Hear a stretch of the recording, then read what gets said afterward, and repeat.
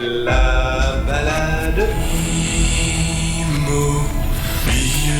Merci de suivre Balades Immobiles depuis près d'1 an et demi maintenant sur Deezer, Apple Podcast, Spotify, notre chaîne YouTube Balades Immobiles et sur baladesimmobiles.com. On est avec Chiara aujourd'hui. Bonjour Chiara. Bonjour tout le monde. Toi Chiara, t'es partie en week-end? Oui, chez mes parents, pas loin de Venise, sur la côte nord de Venise. Tu vas nous emmener en balade, je crois, dans un vieil hôtel désaffecté? Oui, exactement, avec une belle histoire, avec des peintres, des poètes. Et aussi, je vais vous amener aux apéros italiens. Et enfin, petit coup de cœur sur un film que je viens de voir. Anka est avec nous en studio aujourd'hui. Salut Anka. Salut. Alors Anka, présente-toi, qui es-tu, que fais-tu? Alors j'ai 27 ans. On t'a déjà entendu non, d'ailleurs dans Balades Immobiles. Oui, c'est vrai, j'étais déjà venue une fois, mais j'étais venue virtuellement. J'étais depuis les Yvelines où j'habite. Oh. Et puis là c'est l'été, il fait beau chez vous. Vous m'avez dit t'as qu'à venir. Alors j'ai dit d'accord. Et me voilà sur vos plages des Sables d'Olonne. Thomas, à Melbourne, c'est pas la même ambiance. Vous êtes reconfiné, c'est compliqué chez vous toujours?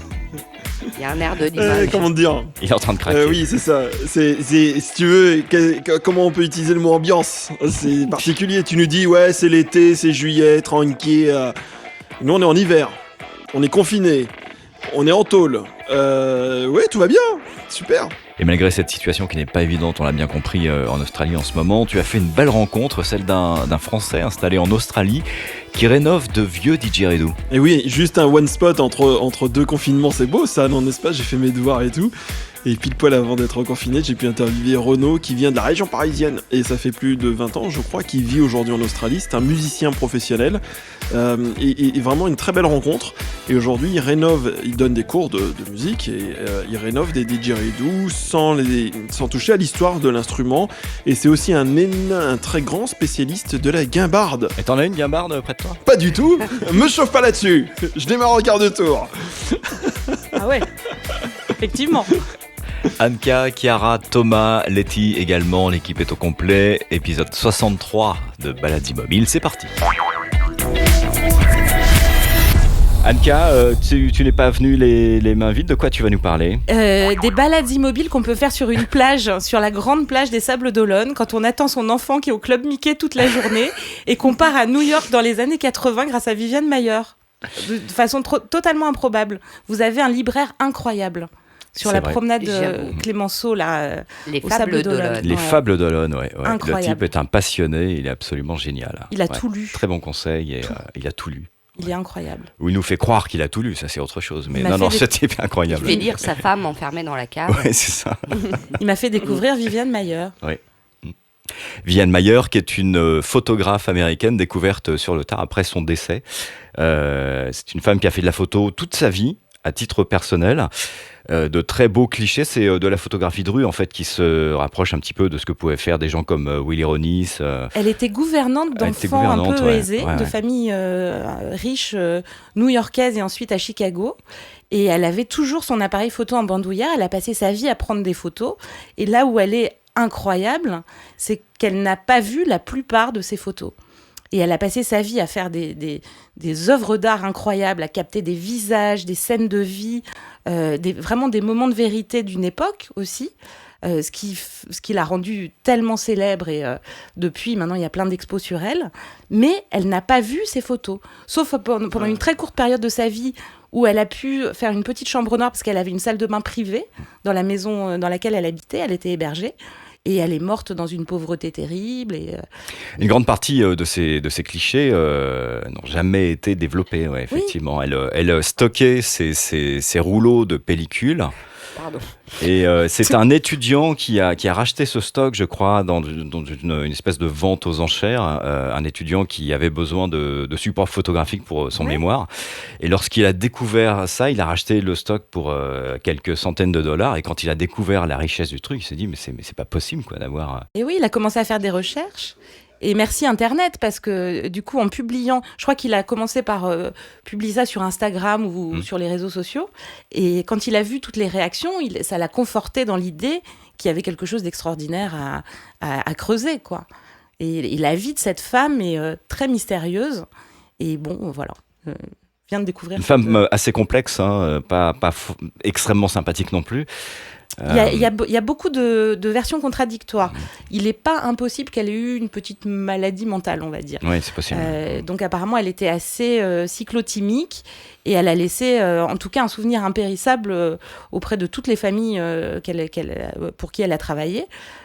Parfois un souvenir solaire et parfois un souvenir terrible parce qu'apparemment, elle était Elle mangeait les enfants. À la limite de la maltraitance avec certains enfants, ouais, effectivement. Ouais, c'était parfois assez difficile. Ouais. Ces photos, on peut les voir maintenant un petit peu partout dans le monde. Il y a des expos qui circulent. Il y en a une qui va démarrer à la rentrée à Paris. Ouais. Je ne sais plus où, mais je vous retrouverai ça. Mais oui, il y en a régulièrement, absolument partout. Il y a un film documentaire qui existe, qui a été fait justement, qui a été coproduit par ce fameux étudiant qui a retrouvé, qui s'appelle John Malouf. Qui date maintenant d'il y a un certain temps. Dizaine d'années à peu près. Ouais. Ce qui est assez rigolo d'ailleurs, c'est que en anglais ça s'appelle Finding Vivian Maier, donc on la trouve, et en français parce qu'elle avait des origines françaises en plus. Oui, une partie de sa famille était originaire de France et notamment des Alpes de Haute-Provence.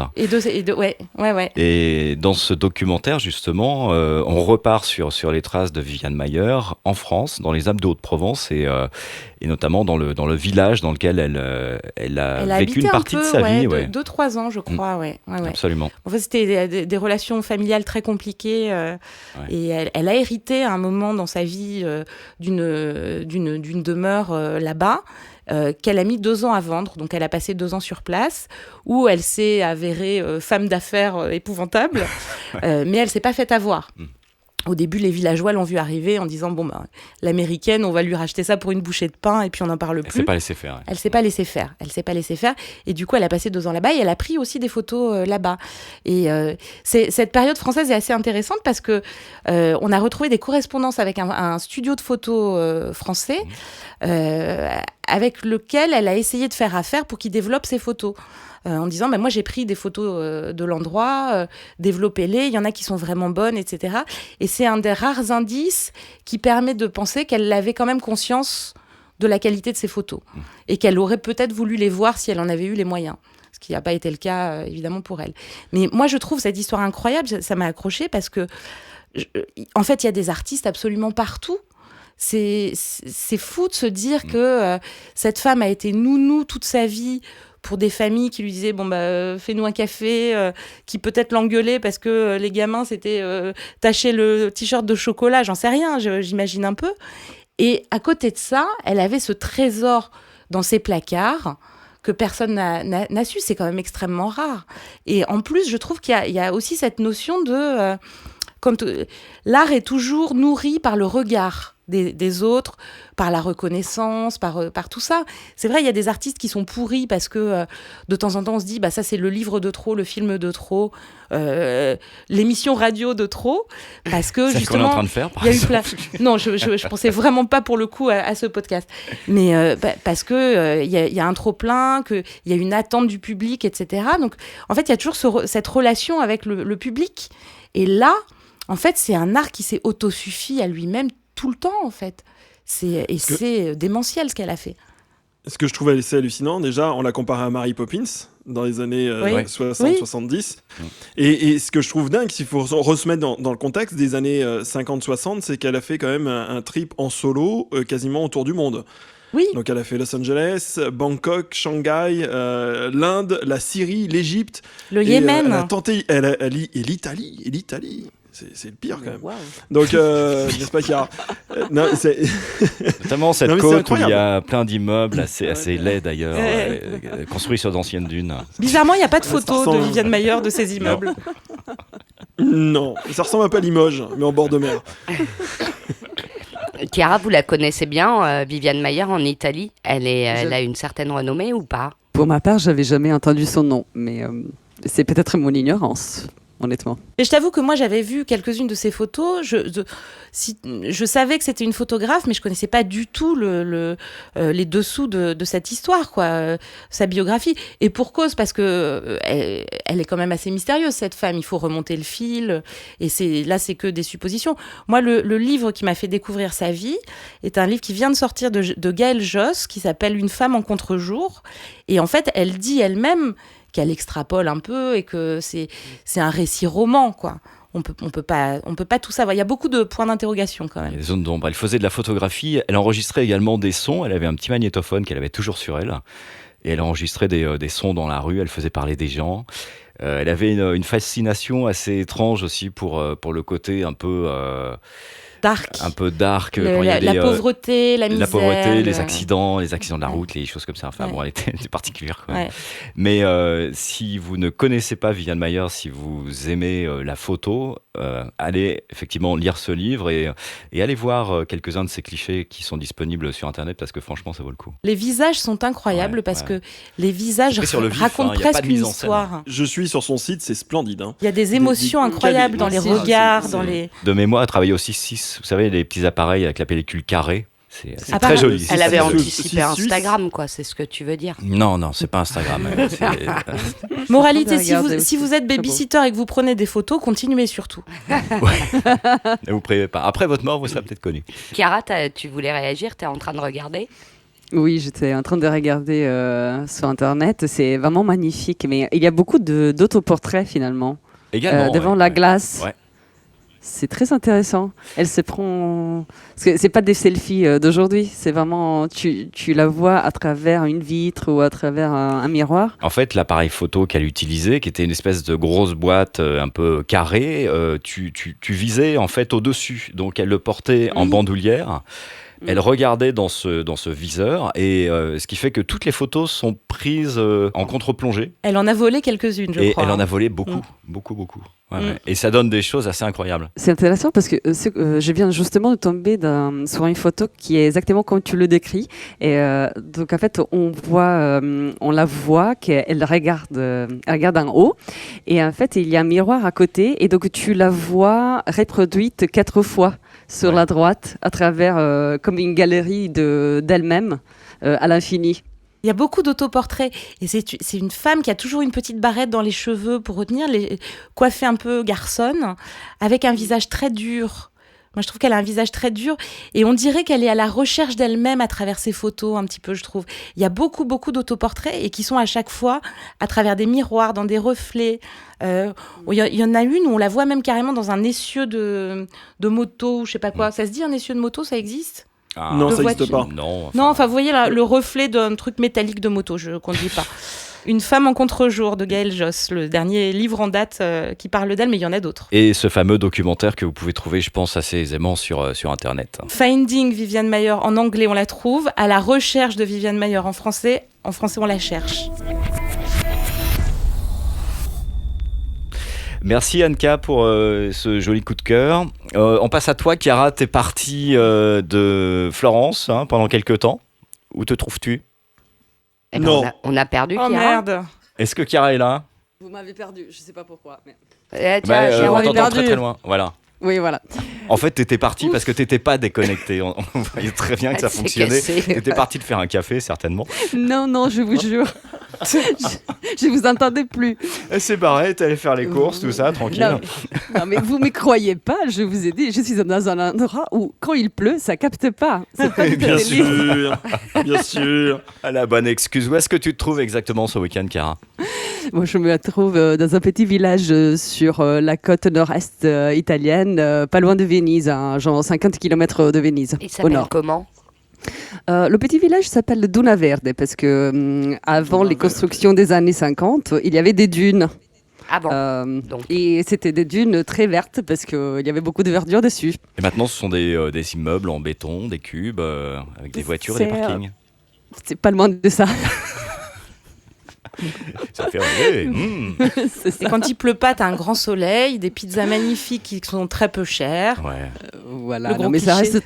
Voilà, mais ça reste très charmant. Et à côté, il y a aussi des villages charmants qui ressemblent un peu à Venise et tout ça, mais pas tous.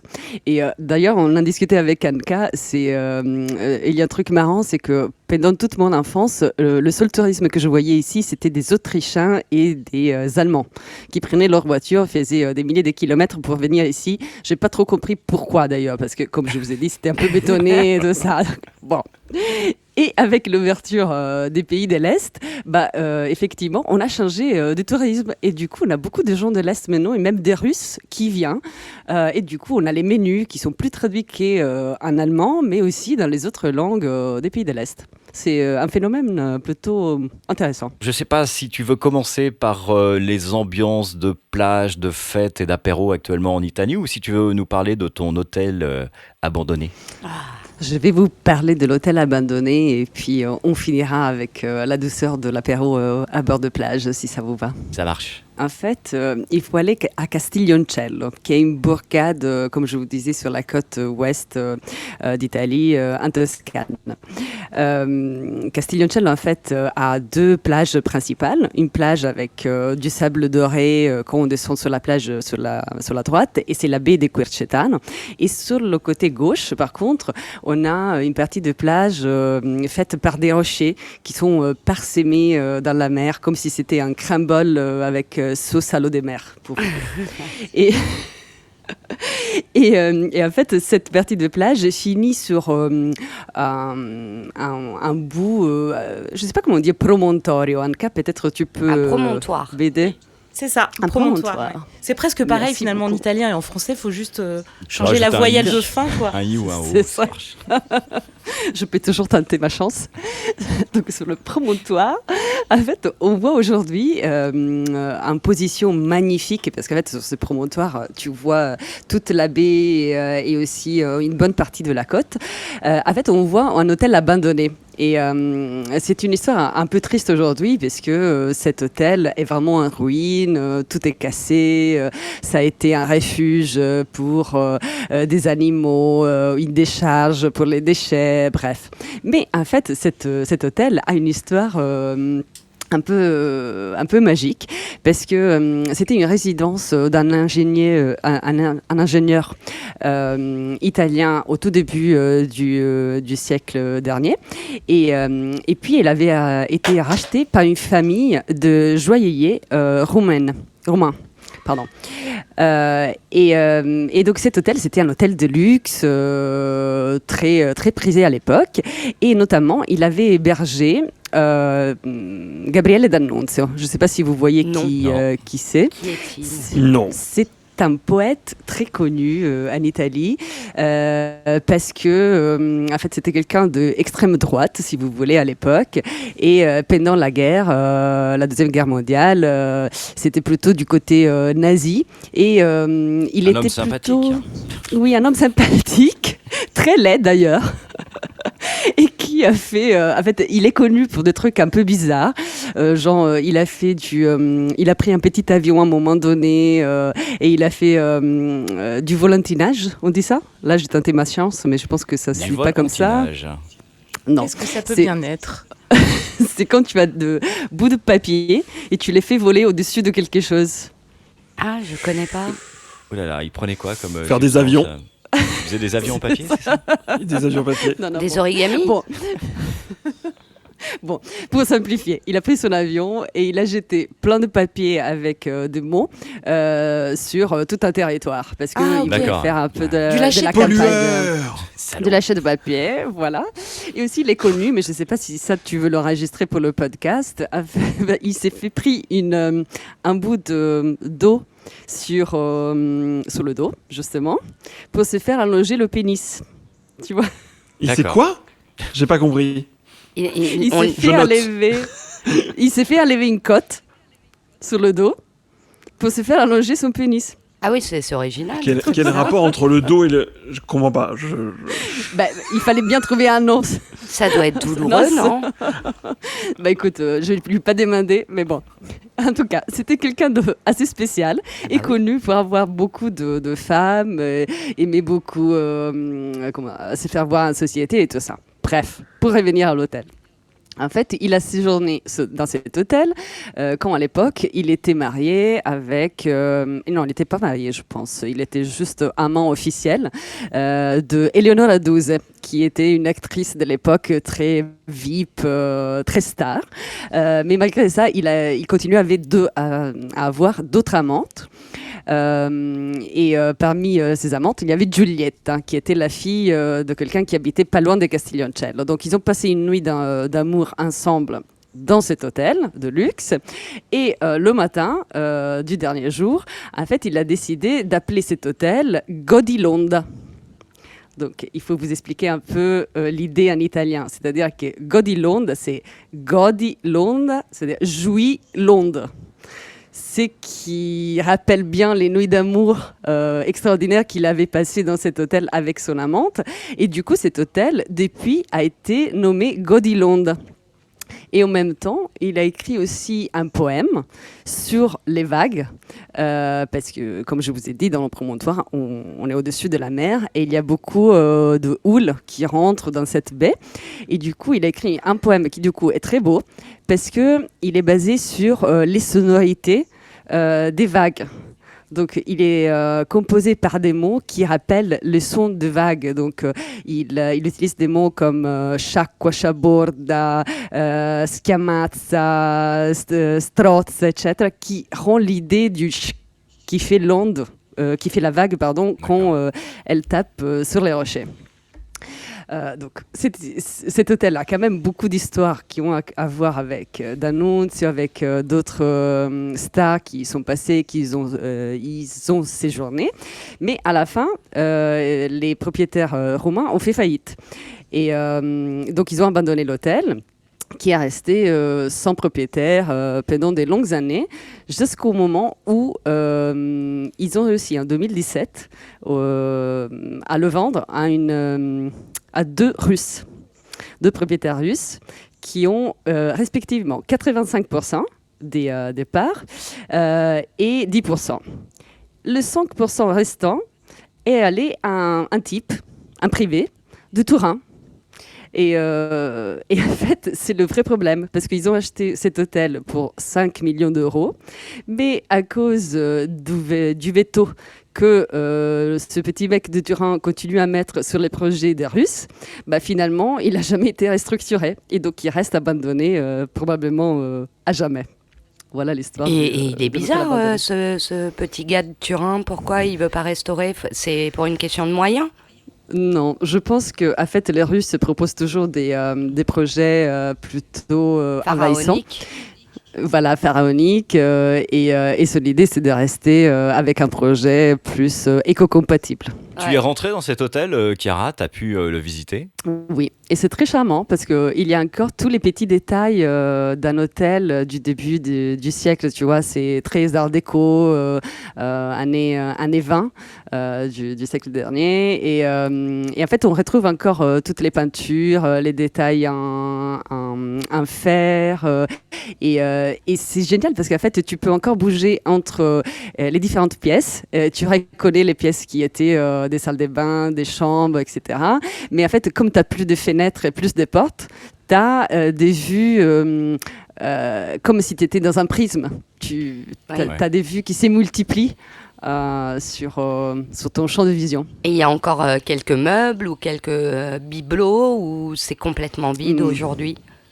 Non, il y a quelques petits détails, mais c'est essentiellement la structure en dur. Tu as pris des photos ? Oui. Ouais, on pourrait les mettre sur la page Facebook de Balades Immobiles. On va faire ça. Si. C'est très... Ah oui, en plus, il y avait une piscine chauffée déjà à l'époque. Ouais. Et on la voit encore. Donc, tu vois très bien toute la décoration, un petit... mosaïque. Vous savez, les mosaïques. Ouais. C'est très charmant. Merci, Chiara, pour cette balade. Thomas, tu es toujours là, oui. Thomas ? Oui. Bien sûr, je suis toujours là. Je peux pas bouger. Je crois que tu étais parti. Oui, c'est vrai que c'est un petit peu compliqué pour toi.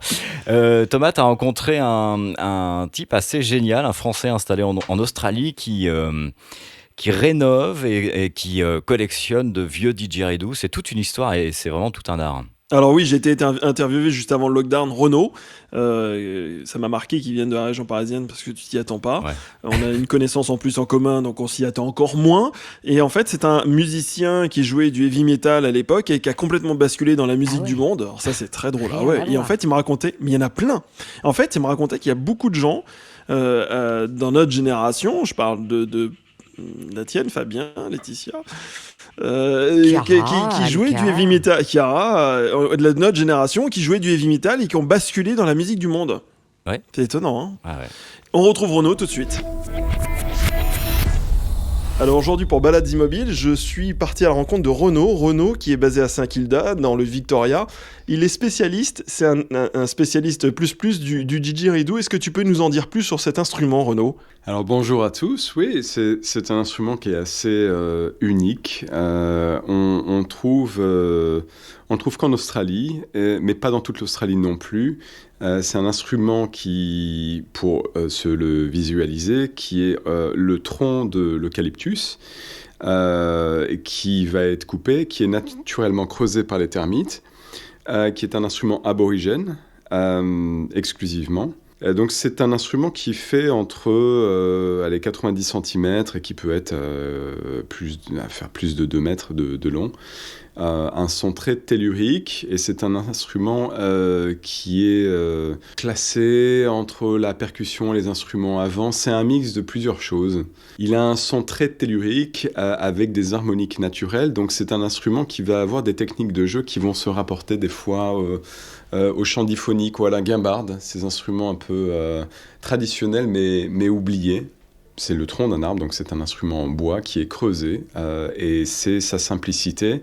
Et c'est ce qui fait que les gens sont souvent épatés par son son, en contraste avec le brut de l'instrument.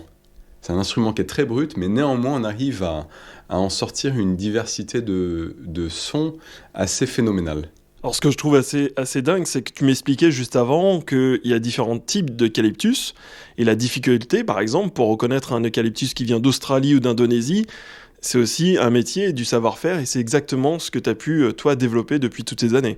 Alors, effectivement, c'est une question intéressante. C'est un instrument qui, de façon traditionnelle, utilise les ressources locales. Le bambou est aussi une ressource locale pour les aborigènes du Nord. Enfin, on parle de Arnhem Land.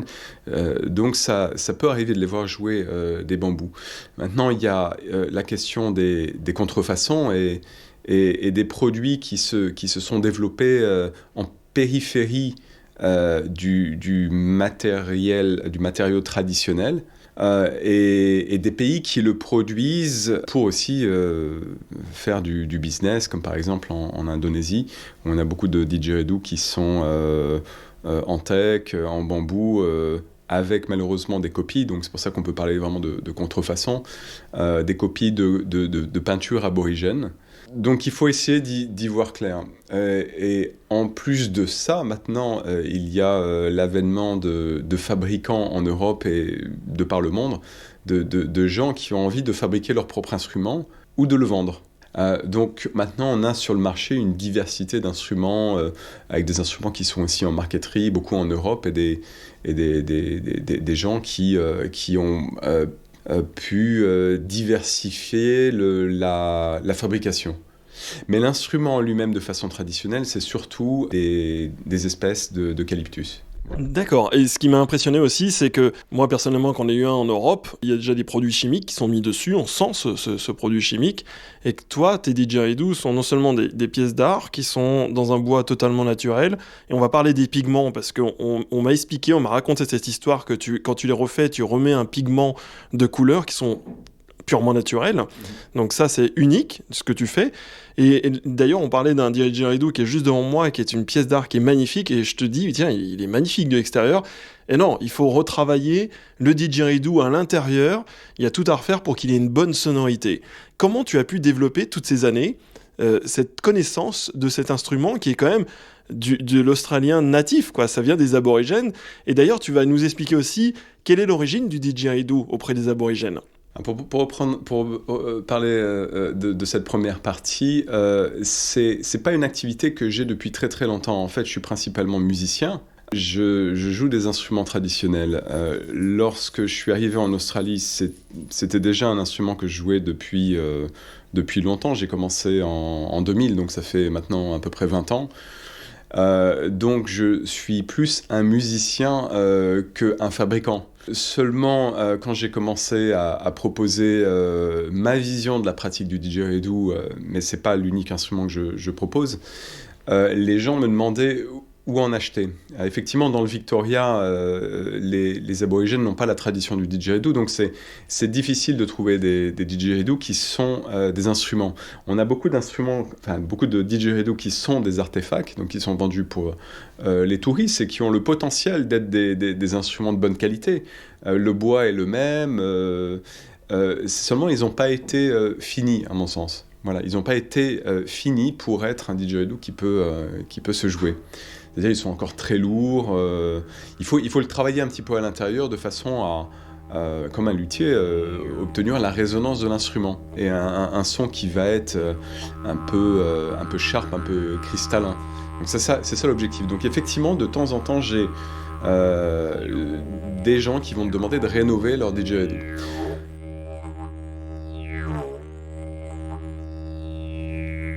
La limite de ce que je fais, c'est que je ne vais pas empiéter sur les peintures, par exemple. Les peintures, je ne les fais pas, c'est du domaine de la culture aborigène, de la tradition aborigène, donc je ne fais pas ça. Je rénove des didgeridoos, aussi parce que je ne veux pas couper d'arbres, et puis j'ai une formation de conseiller en environnement. L'année dernière, on a eu aussi tous les bushfires. Et puis, je pense qu'il y a suffisamment en fait de choses à rénover. Et puis voilà, des fois, des instruments qui peuvent avoir 40, 70 ans ou plus. Donc, il y a assez à faire. Donc, comme je disais, effectivement, je ne vais pas toucher à la peinture. Je vais surtout travailler l'intérieur, l'extérieur. Quand il n'y a pas de peinture, il peut y avoir des petites retouches à faire, comme par exemple une peinture a été abîmée, des choses comme ça, ou alors des renforcements à faire quand le bois lui-même a vécu. Effectivement, là, je vais utiliser des pigments qu'on peut trouver dans le Victoria, des pigments naturels, des couleurs différentes. On fait ça avec ma femme, elle m'aide à choisir les couleurs, c'est elle la designer. Mais ça reste très, très simple. Il n'y a pas de motif, il y a juste une ou deux couleurs en arrangement, mais on ne va pas ajouter de motifs traditionnels. Ce n'est pas le but et on ne veut pas franchir cette frontière. Voilà. Tu veux laisser l'instrument tel qu'il a été imaginé par l'aborigène. Est-ce que tu as pu en rencontrer? Est-ce que tu as passé du temps avec les aborigènes et partagé ta passion, qui est la leur, en fait, du didgeridoo? Oui, j'ai rencontré des aborigènes, certains qui en jouent, certains qui en jouent pas. Le pèlerinage à Arnhem Land est encore à faire. On n'a pas eu le temps de le faire à cause du Covid. Mais la culture vraiment du didgeridoo, dans le contexte, c'est vraiment à Arnhem Land, donc cette partie du Northern Territory, où il y a de nombreuses tribus en fait qui le jouent. Alors le didgeridoo traditionnellement est un instrument qui accompagne, qui donne la pulsation rythmique pour que le chanteur puisse narrer des contes, des histoires ou voilà, parler de certaines choses. Donc c'est une combinaison entre le didgeridoo, le chanteur et les danseurs. Donc c'est pas le didgeridoo l'instrument principal. C'est un instrument qui est pulsant, qui est puissant et qui donne la pulsation, mais c'est vraiment le chant en fait l'instrument principal. Et quand on entend les chants aborigènes, je trouve qu'on est transporté de façon assez forte en fait. C'est un chant très particulier, spirituel, mystérieux, mystique, qui nous ramène en arrière dans le temps. Donc l'instrument par la suite s'est propagé aux États voisins. Il y a des tribus qui vont jouer le didgeridoo, mais pas depuis si longtemps. Alors, c'est vrai que j'ai oublié de le mentionner. Le didgeridoo, ça fait plusieurs milliers d'années qu'il existe. On ne sait pas exactement combien. Les aborigènes disent que c'est un instrument qui est très très vieux. Bien sûr, c'est un matériau biodégradable, donc c'est difficile de le tracer, probablement plusieurs milliers d'années, mais certaines tribus l'ont accepté il y a une centaine d'années, 150 ans, quelque chose comme ça. Donc, voilà. C'est impressionnant. Et en fait, pour juste contextualiser, le didgeridoo, alors on est quand même à 16 000 km de la France, ça peut paraître un instrument complètement exotique, et il y a un artiste en Europe qui l'a démocratisé d'une certaine manière, c'est J.K. de Jamiroquai, avec cet album qui est juste magique, où justement il utilise le didgeridoo pour accompagner la voix et la rythmique, et moi c'est comme ça que je suis tombé amoureux en étant ado, en écoutant une certaine radio, hein, et c'est comme ça que je suis tombé amoureux du didgeridoo, et je trouve ça assez rigolo quand même que cet instrument qui a des milliers d'années d'existence ait pu traverser autant de frontières et se démocratiser de cette manière-là. Tout à fait, je me rappelle très bien de cette chanson, c'était mon époque aussi, mais c'est très intéressant que tu en parles parce que je crois que c'est vraiment un instrument qui s'est démocratisé, et ça étonne beaucoup les Australiens quand on a une discussion par rapport à cet engouement qu'il y a autour du didgeridoo au dehors des frontières. On a une grosse communauté de joueurs, par exemple en France, avec, je pense, un festival qui doit être un des plus gros festivals au monde, qui s'appelle le Rêve de l'Aborigène, qui existe depuis 20 ans. On a invité chaque année des aborigènes à venir. Mais pas qu'en France, on a aussi dans toute l'Europe, je pense aux États-Unis, ça s'est vraiment démocratisé. Et parce que c'est un instrument qui est facile à mélanger avec d'autres instruments. Donc c'est monotonique, c'est un instrument monotonique, donc il a une note, et au travers de cette note, on va développer les détails. Mais c'est très confortable pour beaucoup d'instruments d'avoir cette note en arrière-plan. Ça marche très bien avec la drum and bass, ça va marcher avec plein d'instruments mélodiques, c'est très facile. Alors on a vu l'avènement comme ça de concepts un peu fusion, et puis je pense qu'on a eu beaucoup de fusion world music aussi en Occident depuis très longtemps, avec la recherche de textures un peu insolites,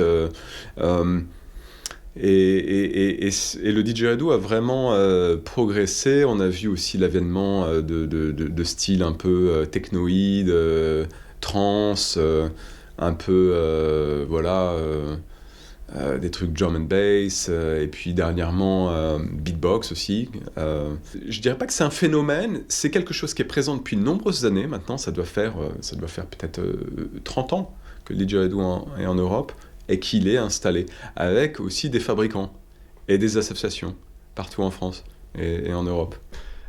Et est-ce que, par exemple, lorsque tu as rencontré les aborigènes, parce que les aborigènes ont ce contact avec la nature c'est l'esprit, c'est leurs ancêtres qui sont dans la nature, et cet instrument-là, c'est leur histoire, c'est ce qui leur appartient. Est-ce que tu as eu l'occasion justement de partager avec eux et d'avoir leur retour d'expérience, savoir comment ils ressentaient les choses, de savoir que leur instrument avait traversé comme ça la planète et servait à différents types de musique, notamment l'acid jazz et tout type de musique dont on vient de parler? Oui, c'est une bonne question. Je crois qu'il n'y a pas de réponse unique. La situation de la condition aborigène en Australie est non résolue.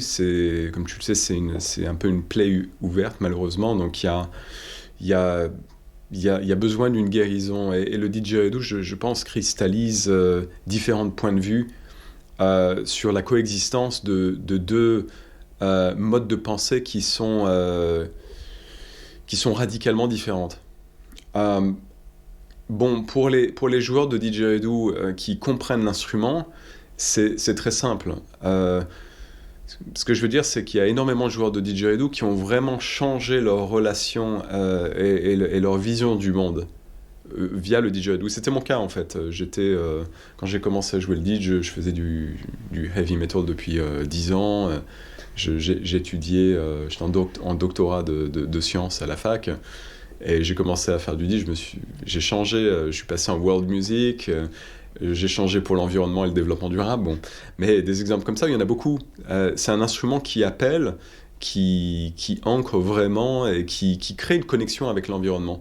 Et tu l'as dit très justement, enfin, c'est vraiment le contexte en fait, des aborigènes. C'est un instrument qui porte cette connexion avec la mythologie, etc., le Dreamtime et leur concept en fait, du monde vivant, j'ai envie de dire, et des esprits. Mais pour répondre à cette question, je pense encore une fois qu'il n'y a pas de réponse unique. Il y a des gens qui vont dire non, les non-aborigènes ne devraient pas jouer du didgeridoo parce que c'est un instrument aborigène, donc il y a la question de l'appropriation intellectuelle. D'autres vont être très étonnés et heureux en fait que leurs instruments soient exportés et je pense qu'ils vont le voir en fait comme une opportunité d'amener les non-aborigènes à la compréhension peut-être un peu plus profonde de leur culture et de leurs pratiques, de qui ils sont. C'est une façon oui, je pense d'exister, pas d'exister, mais en tout cas d'intéresser, c'est clair, et de partager leurs connaissances et leur sagesse. Mieux se connaître pour mieux sensibiliser, d'une certaine manière. Merci beaucoup, Renaud. Merci à toi, Thomas. C'est hypnotique, hein. Ouais. Complètement. Et moi qui étais à côté, je peux te dire que j'étais... T'as dormi, en fait. En transe. Non, ça, tu dors pas avec ça, c'est pas possible. C'est une patate d'enfer. Hein. C'est hyper puissant comme son. Oh, il doit y avoir un paquet de vibrations quand t'es à 50 cm.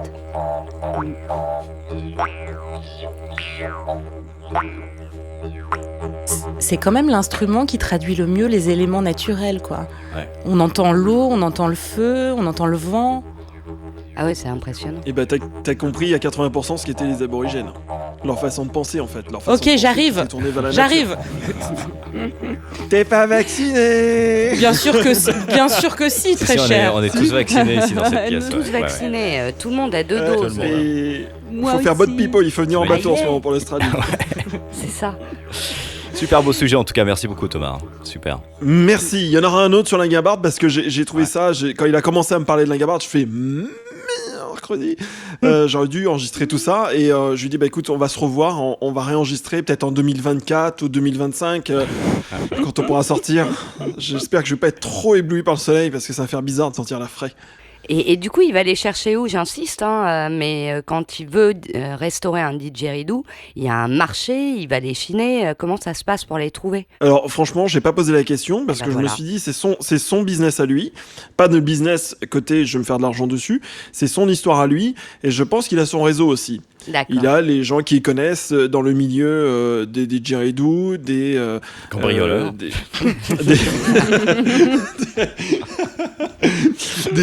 des indigènes et tout ça. Et si tu veux, et je pense qu'il a son réseau, des gens qui connaît et qui peut lui rapporter ces didgeridoo, parce que le didgeridoo n'est pas un instrument qui est facilement et qui est d'origine du Victoria, de la région dans lequel on se trouve. C'est plutôt au nord d'Australie que l'on retrouve beaucoup de didgeridoo.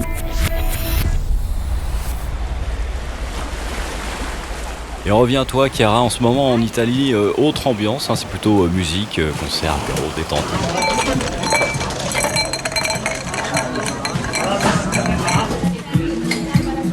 Qu'est-ce qu'on fait en Italie après un après-midi de plage? Évidemment, on prend un apéro. Pas n'importe où, mais dans le plus bel bar, c'est lui qui a le soleil en face pour regarder le coucher de soleil. C'est ce que nous on a fait. On est venu ici, on est entre amis, on a des bières à la main, on mange des chips et aussi des schiacciatine, qui est un pain typique d'ici rempli avec du fromage, du jambon, du roast beef même, et des tomates bien sûr. On regarde le soleil se coucher, on est heureux, on parle, on rêve, on a la tête remplie d'idées et d'imagination et surtout, on est bien. Et c'est comme ça tous les soirs chez vous? Oui. Oh là là. Je vous fais un rire. C'est ça. Attendez, moi j'ai un son aussi. Attendez, j'ai un son. Écoutez bien. Bah Louis, il se passe rien. Il y a rien. C'est mort. C'est le son du non-apéro. Le non-apéro de Thomas. T'entends une bagnole passer tous les 20 minutes. Là, c'est une fête, quoi. Chiara, j'ai envie de rebondir sur une des boissons dont tu parles, le spritz. Tu sais qu'à Paris, maintenant, c'est décliné à toutes les sauces, que c'est fait avec tout sauf du prosecco.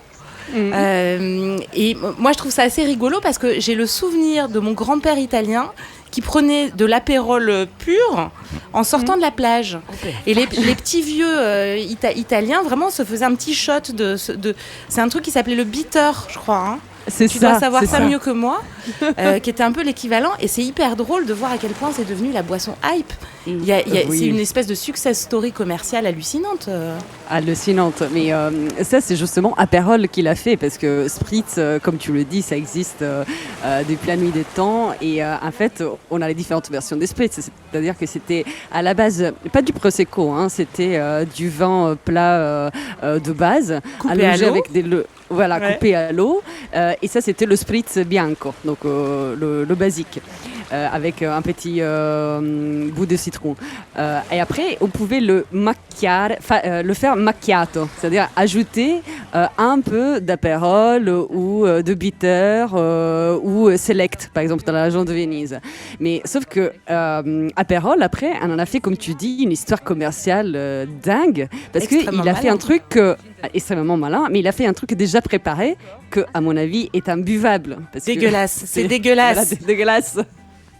Ça n'a rien à voir avec un spritz. C'est une boisson qui d'ailleurs est vendue au prix d'un cocktail, n'est-ce pas ? Oui, c'est vrai. À 12 € sur les terrasses parisiennes. Oui. Mais, combien ? C'est combien ? 12. Paris, ça va de franchement de 6-7 € jusqu'à 12-15 en fonction des lieux et des endroits. Et moi, j'en ai bu à 1 € dans des verres en plastique à Naples. Et je me dis, mais sortez de chez vous, les Parisiens, quoi. Parce que...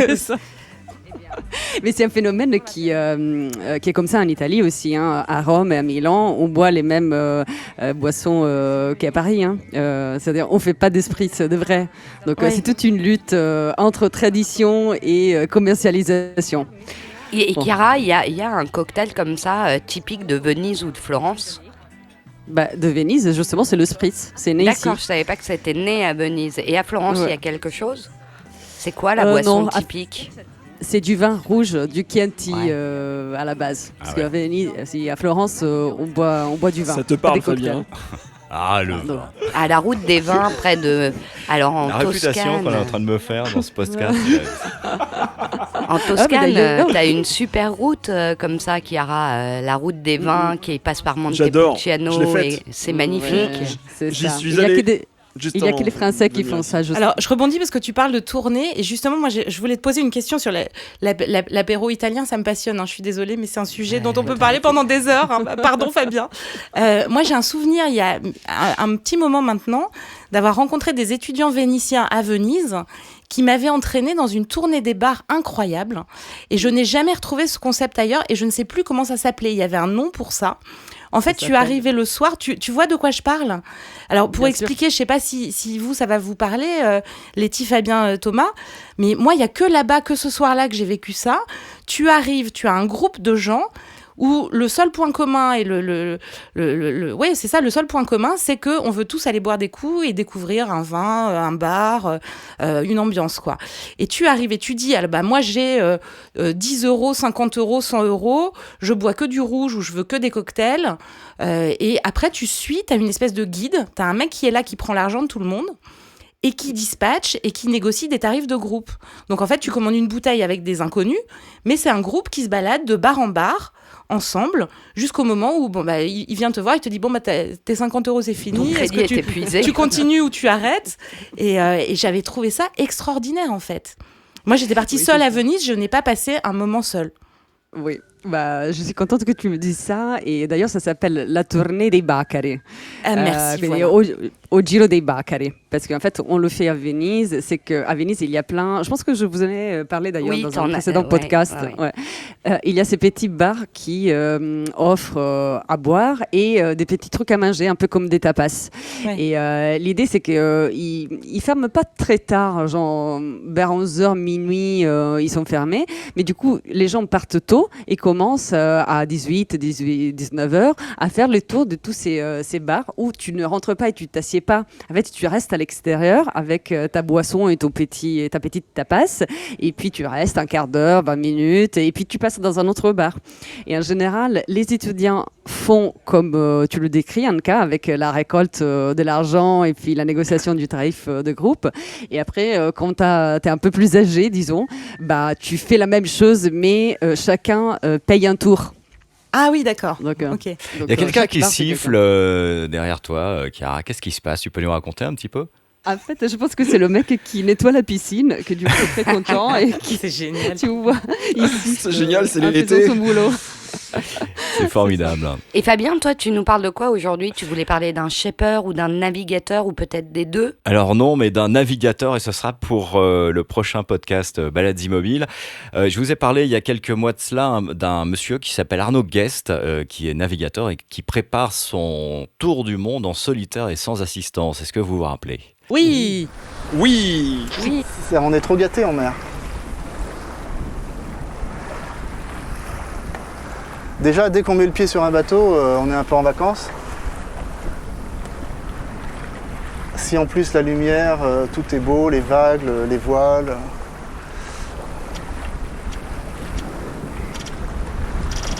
Souvent, j'ai pas envie d'arriver. J'ai juste envie de naviguer. Et l'arrivée, elle est plus décevante que le passage. J'aurais bien fait plusieurs jours de plus. Après, les gens à terre, ils s'inquiètent. Eh bien Arnaud, je suis retourné le voir il y a quelques jours. Arnaud prépare toujours son bateau pour la Golden Globe Race qui va avoir lieu en 2022, donc il lui reste encore à peu près une petite année de préparation. C'est tout un parcours parce que la particularité de cette course, c'est qu'elle s'effectue donc en solitaire et sans assistance. Il faut savoir que la dizaine de navigateurs qui va s'élancer d'ici 1 an depuis le port des Sables d'Olonne va partir pour une durée de 7 à 10 mois, voire 12 mois. Ils naviguent aux instruments. Ils naviguent aux instruments à l'ancienne, au sextant. Ils n'ont pas droit au GPS, à tous les appareils de navigation moderne qui sont embarqués sur un bateau. Alors ils sont effectivement sur le bateau, tous ces appareils, mais ils sont fermés dans un coffre et sous-scellés. Ils n'ont pas le droit de s'en servir, sauf si vraiment ils sont dans une situation périlleuse. Et là, effectivement, ils ont le droit de s'en servir, mais ils sont disqualifiés. Donc Arnaud prépare cette course autour du monde depuis à peu près 1 an et demi. Il a racheté un vieux bateau des années 70-80 qui est un Barbican 33, qui est un vieux bateau qu'il a fait transformer pour la course, parce qu'il faut que les bateaux soient bien équipés avec des caissons étanches à l'intérieur pour éviter de couler, des prises d'eau, etc. Enfin bon, c'est toute une préparation qui est assez complexe et assez coûteuse. Et la particularité de ces navigateurs, c'est qu'ils se lancent dans l'aventure avec un minimum de moyens. Donc ils ont tous trouvé 1 ou 2 sponsors, mais on n'est pas du tout sur les budgets d'une course comme le Vendée Globe par exemple, où là ce sont des bateaux récents qui coûtent des millions d'euros. Là on est vraiment sur des budgets qui sont de l'ordre de 60 à 80 000 euros pour une course, ce qui n'est pas très élevé.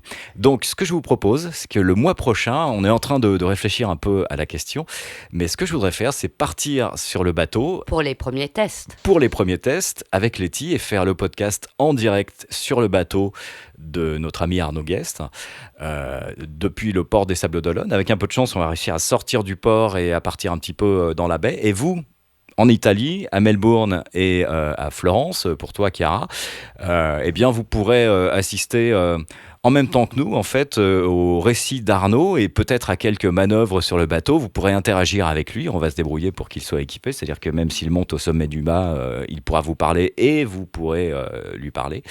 Et je pense que ça risque d'être assez rigolo, tout cela. Voilà, donc ça c'est pour le prochain Balades Immobiles. Avant de se quitter, Chiara, tu voulais nous parler de ton coup de cœur ciné ? Oui, j'ai vu en fait à Florence un film documentaire qui s'appelle, au moins en italien, après voir comment il a été traduit en français, mais Picasso en Palestine. Donc l'idée c'est que c'est un documentaire comme je le disais et donc c'est un truc qui s'est vraiment passé et c'est un artiste palestinien qui s'appelle Khaled Hourani qui à un moment donné a eu un rêve. C'est lui de porter une œuvre d'art de Picasso d'Europe en Palestine, ce qui n'est pas du tout anodin. En fait, en visitant un musée aux Pays-Bas, un musée qui s'appelle Aben Museum, il s'était rendu compte que dans les caves du musée, il y a plein de peintures et d'œuvres qui en fait font souvent le tour du monde parce qu'ils sont prêtés au musée à droite à gauche et c'est quelque chose d'assez huilé qui marche très bien. Mais en fait, aucune de ces œuvres finit jamais en Palestine pour tout un tas de problèmes logistiques et de complications qu'il peut y avoir et de risques exactement. Et du coup, son idée c'était que, en fait, ainsi faisant, la Palestine était privée d'une partie de culture et il voulait combattre contre ça sur un plan de principe déjà, sur un plan de redonner un espace de liberté dans un pays qui était en guerre et qui la liberté en fait c'est pas trop qu'est-ce que c'est, et donc il s'est entêté à réaliser son rêve et il a réussi. Et donc, il a filmé tout le process du début de l'idée au moment où vraiment l'œuvre a été mise sur un mur d'un musée construit exprès pour exposer cette œuvre de Picasso. Et ce film est incroyable parce que... en fait, c'est le truc que moi j'ai bien aimé, c'est qu'il a une esthétique lo-fi. Il n'y a pas, il n'est pas soigné ni dans les couleurs de la pellicule, ni dans les images. C'est vraiment du vrai, du chevré, parce que c'est dur. Et en fait, on filme toutes les complications comme à partir de l'assureur qu'il faut convaincre à assurer cette œuvre qui coûte 1 million qui est estimé 1 million d'euros. Et donc, il ne suffit pas juste de lui dire quelle est l'œuvre, quel est le parcours. En fait, l'assureur va en Palestine, à Ramallah, et il fait lui-même tout le parcours que l'œuvre fera dans les jours à suivre. Et donc, il se rend compte de tous les checkpoints, de ce qui se passe, de toutes les variables qui peut se passer. Et après, il y a toute la bureaucratie. Il faut se poser des fois des questions, mais est-ce que le traité ATA s'applique ou pas, parce que en fait il a été signé par Israël en disant que si c'est signé par Israël ça va s'appliquer aussi en Palestine, mais en fait ce traité est fait par des pays qui ne reconnaissent pas la Palestine sous ces termes. Bon bref, c'est des complications aussi juridiques impossibles. Et en fait ça, à un moment donné il dit une phrase que j'ai beaucoup aimée, c'est que des fois ce qui est compliqué c'est pas le problème, c'est que des fois tu n'arrives pas à comprendre la nature même du problème. Et donc, tu ne sais même pas d'où attaquer le problème pour essayer de le résoudre. Donc, j'ai trouvé que c'était bien parce que c'est une histoire vraiment qui s'est passée, parce qu'il y a beaucoup d'envie. C'est une bataille qui réussit à la fin, mais parce que vraiment, on le veut avec beaucoup, beaucoup de volonté. Et donc, on surpasse tous ces obstacles et à la fin, on arrive à la montrer aux citadins de Ramallah. Voilà, je vous le conseille fortement. Le film s'appelle Picasso en Palestine. Au moins, ça, c'est la traduction du film en italien. Merci Chiara pour ce coup de cœur ciné. Merci Thomas à Melbourne. Merci à vous, toujours un plaisir de vous entendre. On se retrouve le mois prochain donc sur un bateau. Ah, très bien. Merci Anka d'être passée par Balades Immobiles. Avec un peu de chance, tu seras encore là le mois prochain. Mais probablement, qui sait, va savoir. Je ne pars plus. Vu ce qui se profile, moi je resterai. À sa place, enfin bon, après. C'est vrai que c'est très tentant. Merci les copains, à très vite, salut. C'est la balade qui s'arrête là, voilà.